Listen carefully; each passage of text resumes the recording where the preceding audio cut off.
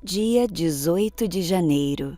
Capítulos de hoje: João 21, Gênesis 37 e 38.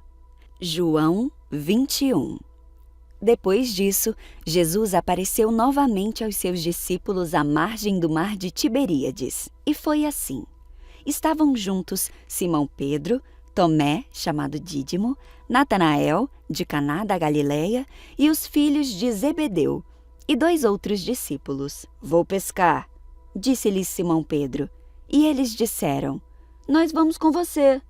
Eles foram e entraram no barco, mas naquela noite não pegaram nada. Ao amanhecer, Jesus estava na praia, mas os discípulos não o reconheceram.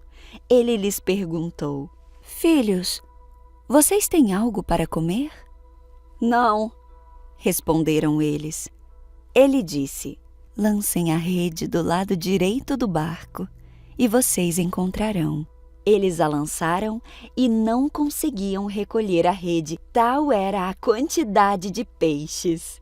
O discípulo a quem Jesus amava disse a Pedro: "É o Senhor." Simão Pedro, ouvindo-o dizer isso, vestiu a capa, pois a havia tirado, e lançou-se ao mar. Os outros discípulos vieram no barco, arrastando a rede cheia de peixes, pois estavam apenas a cerca de 90 metros da praia. Quando desembarcaram, viram ali uma fogueira, peixes sobre brasas e um pouco de pão. Disse-lhes Jesus: "Tragam alguns dos peixes que acabaram de pescar." Simão Pedro entrou no barco e arrastou a rede para a praia. Ela estava cheia. Tinha 153 grandes peixes. Embora houvesse tantos peixes, a rede não se rompeu. Jesus lhes disse: "Venham comer." Nenhum dos discípulos tinha coragem de lhe perguntar: "Quem és tu?" Sabiam que era o Senhor. Jesus aproximou-se, tomou o pão e deu a eles, fazendo o mesmo com o peixe. Esta foi a 3ª vez que Jesus apareceu aos seus discípulos depois que ressuscitou dos mortos. Depois de comerem, Jesus perguntou a Simão Pedro: "Simão, filho de João, você me ama realmente mais do que estes?" Disse ele: "Sim, Senhor, tu sabes que eu te amo." Disse Jesus: "Cuide das minhas ovelhas." Novamente Jesus disse: "Simão, filho de João, você realmente me ama?" Ele respondeu: "Sim, Senhor, tu sabes que eu te amo." Disse Jesus: "Pastoreie as minhas ovelhas." Pela 3ª vez, ele lhe disse: "Simão, filho de João, você me ama?" Pedro ficou magoado por Jesus lhe ter perguntado pela 3ª vez: "Você me ama?" E lhe disse: "Senhor, tu sabes todas as coisas e sabes que eu te amo." Disse-lhe Jesus: "Cuide das minhas ovelhas." Eu digo-lhe a verdade. Quando você era mais jovem, vestia-se e ia para onde queria. Mas quando for velho, estenderá as mãos e outra pessoa o vestirá e o levará para onde você não deseja ir. Jesus disse isso para indicar o tipo de morte com a qual Pedro iria glorificar a Deus. E então ele lhe disse: "Siga-me." Pedro voltou-se e viu que o discípulo a quem Jesus amava os seguia. Este era o que se inclinara para Jesus durante a ceia e perguntara: "Jesus, quem te trairá?" Quando Pedro o viu, perguntou: "Senhor, e quanto a ele?" Jesus respondeu: "Se eu quiser que ele permaneça vivo até que eu volte, o que lhe importaria? Siga-me você." Foi por isso que se espalhou entre os irmãos o rumor de que aquele discípulo não iria morrer. Mas Jesus não disse que ele não iria morrer, apenas disse: "Se eu quiser que ele permaneça vivo até que eu volte, que lhe importa?" Este é o discípulo que dá testemunho dessas coisas e que as registrou neste livro. Sabemos que o seu testemunho é verdadeiro. Jesus também fez muitas outras coisas. Se cada uma delas fosse escrita, eu penso que nem mesmo no mundo inteiro haveria espaço suficiente para os livros que seriam escritos. Gênesis 37. Jacó passou a morar na terra de Canaã, onde seu pai tinha vivido como estrangeiro. Este é o relato de Jacó e sua família. Quando José tinha 17 anos, cuidava dos rebanhos de seu pai. Trabalhava com seus meios-irmãos, os filhos de Bila e Zilpa, mulheres de seu pai, e contava para o seu pai algumas das coisas erradas que os seus irmãos faziam. Jacó amava José mais que qualquer outro de seus filhos, pois José havia nascido quando Jacó era idoso. Por isso, certo dia, Jacó encomendou um presente especial para José, uma linda túnica. Os irmãos de José, por sua vez, o odiavam, pois o pai deles o amava mais que a todos os outros filhos. Não eram capazes de lhe dizer uma única palavra amigável. Certa noite, José teve um sonho, e quando o contou a seus irmãos, eles o odiaram ainda mais. "Ouçam este sonho que tive", disse ele. "Estávamos no campo amarrando feixes de trigo. De repente, meu feixe se levantou e ficou em pé, e os seus feixes se juntaram ao redor do meu e se curvaram diante dele." Seus irmãos responderam: "Você imagina que será nosso rei? Pensa mesmo que nos governará?" E o odiaram ainda mais por causa de seus sonhos e da maneira como os contava. Pouco tempo depois, José teve outro sonho e mais uma vez contou aos seus irmãos. "Ouçam, eu tive outro sonho", disse ele. "O sol, a lua e 11 estrelas se curvavam diante de mim." Dessa vez, contou o sonho não apenas aos irmãos, mas também ao pai, que o repreendeu dizendo: "Que sonho é esse? Por acaso eu, sua mãe e seus irmãos viremos e nos curvaremos até o chão diante de você?" Os irmãos de José ficaram com inveja dele, mas seu pai se perguntou qual seria o significado dos sonhos. Pouco tempo depois, os irmãos de José levaram os rebanhos de seu pai para pastar junto de Siquém.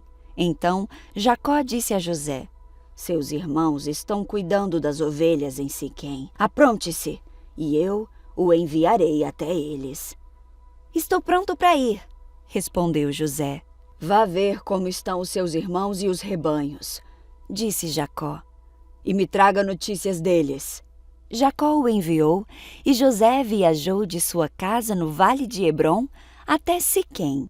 Quando José chegou a Siquém, um homem da região notou que ele andava perdido pelos campos. "O que está procurando?" perguntou o homem. "Estou procurando meus irmãos", respondeu José. "O senhor sabe onde eles estão cuidando dos rebanhos?" O homem lhe disse: "Sim, eles foram embora daqui, mas eu ouvi dizer, vamos a Dotã." Então José foi atrás de seus irmãos e os encontrou em Dotã. Quando os irmãos de José o viram, o reconheceram de longe.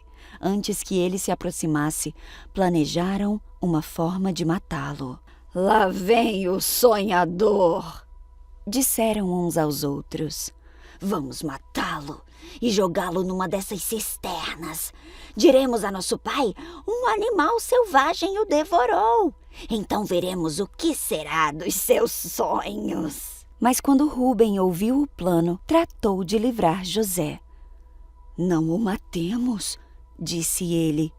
"Por que derramar sangue? Vamos jogá-lo nessa cisterna vazia aqui no deserto e não vamos tocar nele." Rúben planejava resgatar José e levá-lo de volta ao pai. Assim, quando José chegou, os irmãos lhe arrancaram a linda túnica que ele estava usando, o agarraram e o jogaram na cisterna vazia, ou seja, sem água. Mais tarde, quando se sentaram para comer, viram ao longe uma caravana de camelos vindo em sua direção. Era um grupo de negociantes ismaelitas que transportavam especiarias, bálsamo e mirra de Gileade para o Egito.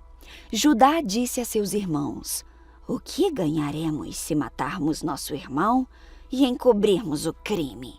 Em vez de matá-lo, vamos vendê-lo aos negociantes ismaelitas. Afinal, ele é nosso irmão, sangue do nosso sangue. Seus irmãos concordaram. Então, quando os ismaelitas, que eram negociantes midianitas, se aproximaram, os irmãos de José o tiraram da cisterna e o venderam para eles por 20 peças de prata. E os negociantes o levaram para o Egito. Algum tempo depois, Rúben voltou para tirar José da cisterna. Quando descobriu que seu irmão não estava lá, rasgou as roupas, voltou para os seus irmãos e lamentou-se. O menino sumiu, e agora o que eu farei? Então os irmãos mataram um bode e mergulharam a túnica de José no sangue do animal. Enviaram a linda túnica para o pai com a seguinte mensagem: Veja o que encontramos! Não é a túnica de seu filho?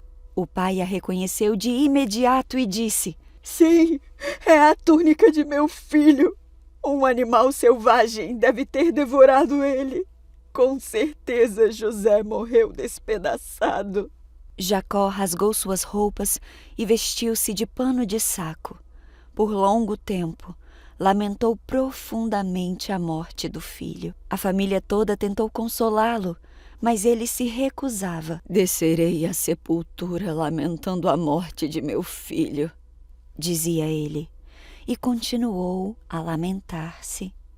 Enquanto isso, os negociantes midianitas chegaram ao Egito, onde venderam José a Potifar, oficial e capitão da guarda do faraó. Gênesis 38. Por essa época, Judá saiu de casa e se mudou para Adulão, onde foi morar na casa de um homem chamado Hira. Ali, Judá viu uma mulher cananita, filha de Suá, e se casou com ela. Teve relações com a mulher e ela engravidou e deu à luz um filho que ele chamou de Ela engravidou novamente e deu à luz outro filho, que chamou de Onã. Quando estavam morando em Quezibe, ela deu à luz o terceiro filho e o chamou de Selá. No devido tempo, Judá arranjou o casamento de seu filho mais velho, com uma moça chamada Tamar. Mas era um homem perverso aos olhos do Senhor. Por isso, o Senhor lhe tirou a vida. Então Judá disse a Onã, filho de Case-se com Tamar, como é exigido para com a viúva do irmão. Você deve gerar um herdeiro para o seu irmão. Onã, porém, não estava disposto a ter um filho que não seria seu herdeiro. Por isso, cada vez que tinha relações com a mulher de seu irmão, derramava o sêmen no chão. Desse modo, evitava que Tamar tivesse um filho que pertenceria ao irmão dele. O Senhor, porém, considerou maldade a sua atitude, e por isso também tirou a vida de Onã. Então Judá disse à sua nora Tamar: Volte para a casa de seus pais e permaneça viúva, até que meu filho Selá tenha idade suficiente para se casar com você. Na verdade, Judá disse isso apenas porque temia que Selá também morresse, como seus 2 irmãos. Assim, Tamar voltou para a casa do seu pai. Alguns anos depois, a mulher de Judá morreu. Quando terminou o período de luto, Judá e seu amigo Hira, o adulamita, subiram a Tímina para supervisionar a tosquia das ovelhas de Judá. Alguém disse a Tamar: Seu sogro está subindo a Tímina para tosquiar as ovelhas. Tamar sabia que Selá já era adulto, mas nenhuma providência havia sido tomada para que ela se casasse com ele. Por isso, trocou suas roupas de viúva e, para disfarçar-se, cobriu-se com um véu. Depois, foi sentar-se junto à entrada da vila de Enaim, no caminho para Tímina. Judá a viu e pensou que fosse uma prostituta, pois ela estava com o rosto coberto. Ele parou à beira da estrada e, sem saber que era sua própria nora, disse: Quero me deitar com você. Quanto você me pagará para deitar-se comigo? Perguntou Tamar. Eu lhe darei um cabrito do meu rebanho, prometeu Judá. Mas o que me dá como garantia de que mandará o cabrito? Perguntou ela. Que tipo de garantia você quer? Replicou ele. Ela disse: Deixe comigo o seu selo pessoal, junto com o cordão dele e o cajado que você está segurando. Judá entregou os objetos, depois teve relações com Tamar e ela engravidou. Em seguida, Tamar voltou para casa, tirou o véu e tornou a vestir as roupas de viúva como de costume. Mais tarde, Judá pediu que seu amigo Hira, o adulamita, levasse o cabrito para a mulher e pegasse de volta as coisas que ele havia deixado como garantia. Hira, porém, não conseguiu encontrá-la. Perguntou aos homens que moravam lá: "Onde posso encontrar a prostituta do templo que estava sentada junto à entrada de Enaim?" "Aqui nunca houve uma prostituta do templo", responderam eles. Então Hira voltou para onde Judá estava e lhe disse: "Não consegui encontrá-la em lugar algum, e os homens da vila disseram que nunca houve uma prostituta do templo. Que ela fique com as minhas coisas", disse Judá. "Mandei o cabrito como tínhamos combinado, mas você não a encontrou. Se voltássemos para procurá-la, o povo da vila zombaria de nós." Uns 3 meses depois, disseram a Judá: "Sua nora, Tamar, se comportou como prostituta e por isso está grávida." Judá ordenou: "Tragam-na para fora e queimem-na." Quando a estavam tirando de casa para matá-la, ela enviou a seguinte mensagem ao seu sogro: "Eu estou grávida do homem que é dono destes objetos. Olhe com atenção. De quem são este selo, este cordão e este cajado?" Judá os reconheceu de imediato e disse: "Ela é mais justa que eu, pois não tomei as providências para que ela se casasse com meu filho Selá." E Judá nunca mais teve relações com Tamar. Quando chegou a época de Tamar dar à luz, descobriu que teria gêmeos. Durante o trabalho de parto, um dos bebês pôs a mão para fora. A parteira segurou a mão do bebê, amarrou um fio vermelho no pulso e anunciou: "Este saiu primeiro." O bebê, porém, recolheu a mão e seu irmão saiu. Então a parteira disse: "Como você conseguiu sair primeiro?" Por isso, ele recebeu o nome de Pérez. Logo depois, o bebê com o fio vermelho no pulso nasceu e recebeu o nome de Zerá.